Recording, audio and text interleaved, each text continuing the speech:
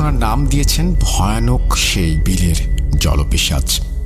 লিখছেন, আসসালামু আলাইকুম রাসেল ভাই, আশা করি ভালো আছেন, আর আমি জানি আপনি সবসময় ভালোর দলে। আমি সাইফুল আলম বলছি আমেরিকার নিউ ইয়র্ক থেকে। কথা না বাড়িয়ে সরাসরি ঘটনায় চলে যাই।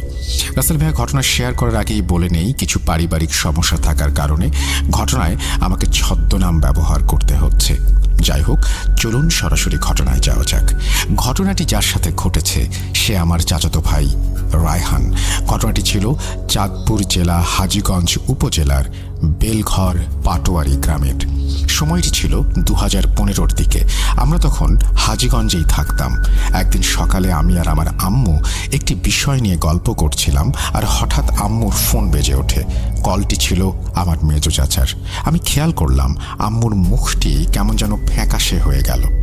আমি কিছু জিজ্ঞেস করতে যাব, ঠিক তখনই আম্মু বলে উঠল, তৈরি হয়ে নে, আমাদের হাসপাতালে যেতে হবে।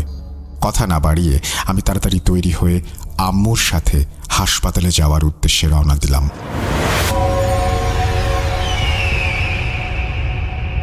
খেয়াল করলাম আম্মু আমাকে নিয়ে হাজীগঞ্জের সিটি হাসপাতালে যাওয়ার জন্য রিক্সা ভাড়া করলো।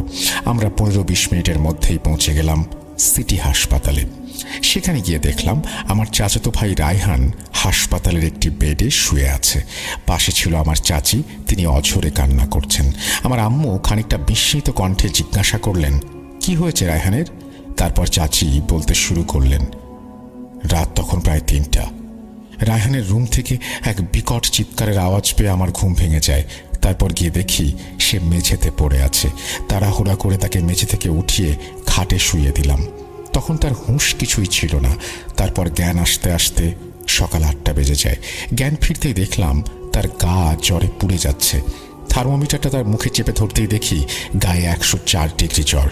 গ্রামের মতিন ডাক্তারকে ডেকে আনা হলো। তিনি সব দেখে বললেন যত তাড়াতাড়ি সম্ভব যেন তাকে শহরে কোনো ভালো হাসপাতালে ভর্তি করা হয়। তাই আমরা ওকে হাজীগঞ্জে নিয়ে আসলাম বলেই কথা শেষ করলেন চাচি। তারপর 2 দিন যায়, 4 দিন যায়, কিন্তু রায়হান ভাইয়ের জ্বর কোনোভাবেই ভালো হচ্ছিল না।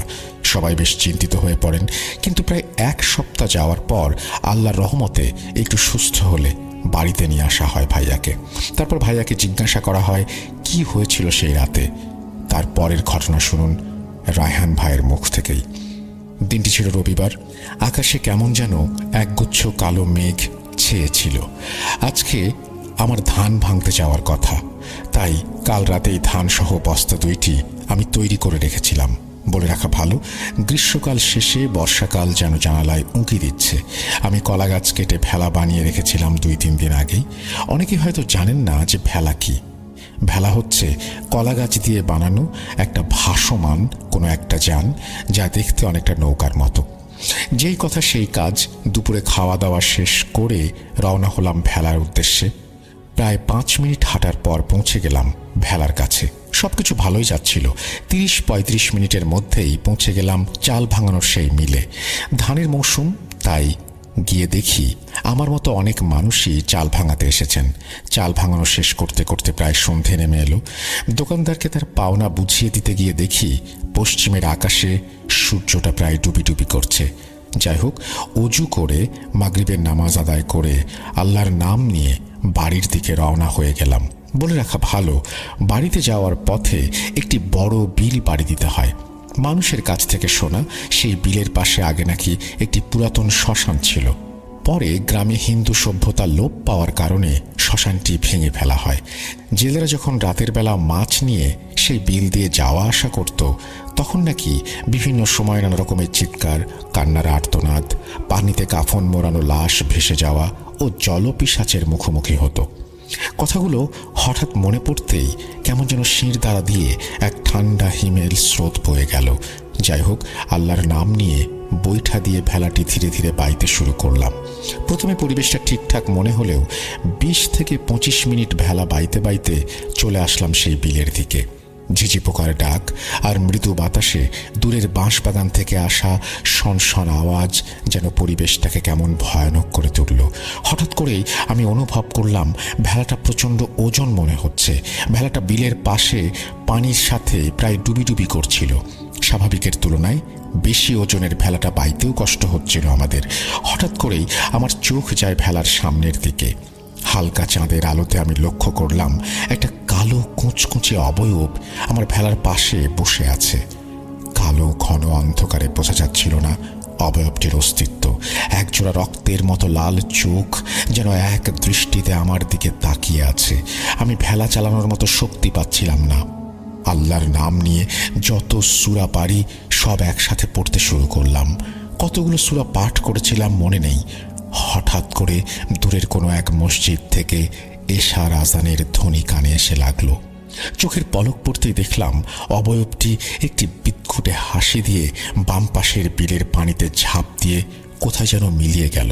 আমি খেয়াল করলাম ভেলাটা আগের থেকে অনেকটা হালকা মনে হচ্ছে।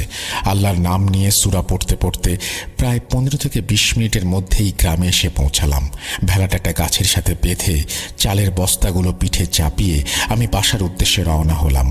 আমি পেছনে কারো অস্তিত্ব অনুভব করতে লাগলাম এবং মনে হচ্ছিল কেউ যেন আমাকে দূর থেকে দেখছে আর অনুসরণ করছে। বাইরে এক ফোঁটা বাতাস না থাকার পরেও হঠাৎ করে একটা ঠান্ডা বাতাস আমার কানের পাশ দিয়ে চলে গেল। যাই হোক, আল্লাহর রহমতে কোনো অঘটন ছাড়াই বাড়িতে পৌঁছালাম। এই বলে রায়হান ভাইয়া নিস্তব্ধ হয়ে গেলেন। কি লিসেনার্স, ঘটনা এখানেই শেষ তাই ভাবছেন? ঘটনাটি হয়তো এখানেই শেষ হলে ভালো হতো, কিন্তু না। রায়হান ভাইয়া নিজেও জানতো না যে তার জন্য এখনো অপেক্ষা করছে একটি মর্মান্তিক ও পৈশাচিক রাত। আর একটু অপেক্ষা করুন, তাহলেই জানতে পারবেন। খানিকটা নীরবতা পালন শেষ করে রায়হান ভাই আবারও বলতে শুরু করলেন, সেই দিন রাতে বাসায় ফিরে চালের বস্তাগুলো রান্নাঘরে রেখে আসলাম। তারপর অজু করে এশার নামাজ আদায় করে রাতের খাওয়া খেতে বসে গেলাম। আমার সাথে বাসায় ফিরে আসার সময় কি কি হয়েছিল আমি কাউকে কিছু বলিনি। ভেবেছিলাম সবাই শুধু শুধু চিন্তা করবে।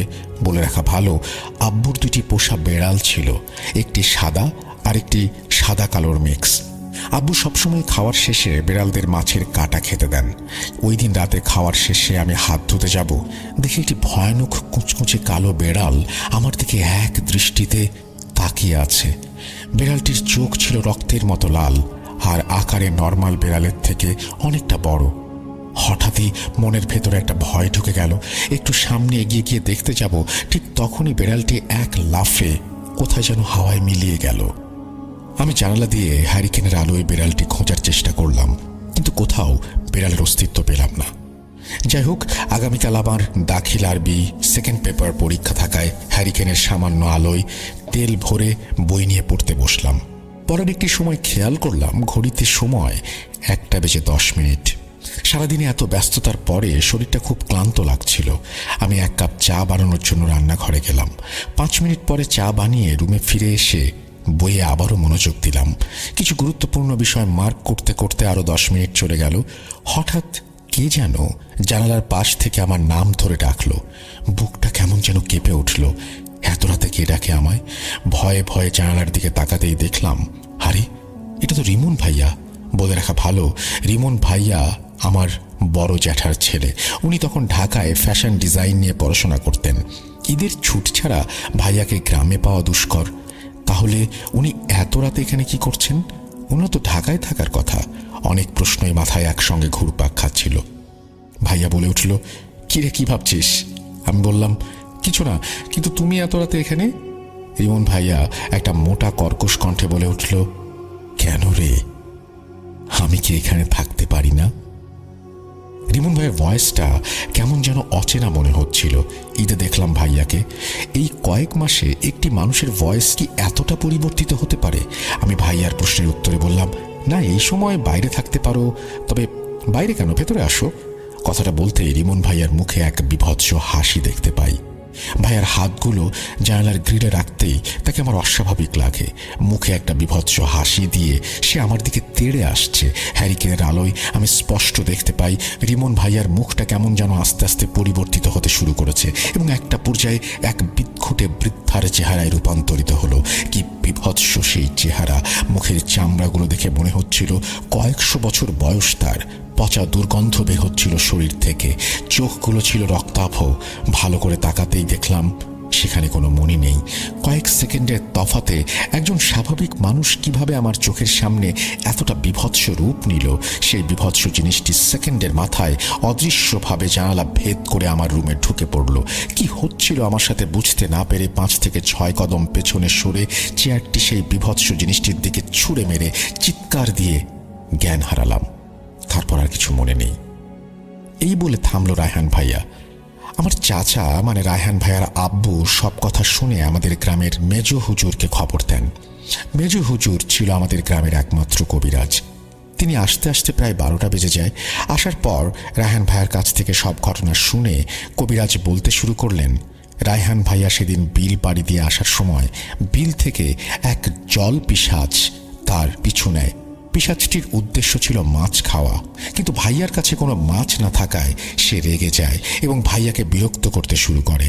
কিন্তু ভাইয়া নামাজি ও পরহেজগার থাকায় তার কোনো ক্ষতি করতে পারছিল না। পরে ভাইয়াকে অনুসরণ করতে করতে পিশাচটি তার সাথে বাসায় চলে আসে। আমার চাচিকে রান্নাঘর থেকে মাছের তরকারি নিয়ে যাওয়ার সময় তা দেখে পিশাচটি খুব মাছ খেতে ইচ্ছে করে, কিন্তু কোনো এক কারণে সে বাসার ভেতরে ঢুকতে পারছিল না। পিশাচটি মাছ খেতে না পারায় সে রায়হান ভাইয়ার ক্ষতি করার চেষ্টা করে থাকে এবং কালো বিড়াল ও রিমন ভাইয়ার বেশ ধরে। কিন্তু রায়হান ভাইয়া সবসময় পাক পবিত্র থাকায় 5 ওয়াক্ত নামাজ আদায় করায় আল্লাহর ওপর সবসময় ভরসা রাখার কারণে পিশাচটি সেই দিন ভাইয়ার কোনো ক্ষতি করতে পারেনি। তারপর কবিরাজ কিছু পানি পড়া ও তেল পড়া দেন, কিছু সূরা পাঠ করে ভাইয়ার মাথায় ফুঁ দিয়ে চলে যান এবং যাওয়ার আগে বলে যান আর কোনো চিন্তা করার কারণ নেই। আমার এত চাচাতো ভাই থাকতে কেন সেদিন রাতে রায়হান ভাইয়াকে রিমন ভাইয়ার সেই বেশেই পিশাচটি আক্রমণ করতে এসেছিল জানা নেই। এরপর থেকে রায়হান ভাইয়া আর কোনোদিন সেই বিলের পাশ দিয়ে যাওয়া আসা করেননি। এই ছিল আমার চাচাতো ভাইয়ের সাথে ঘটে যাওয়া সত্য ঘটনা। বিশ্বাস করা বা না করা একান্তই আপনার ব্যাপার।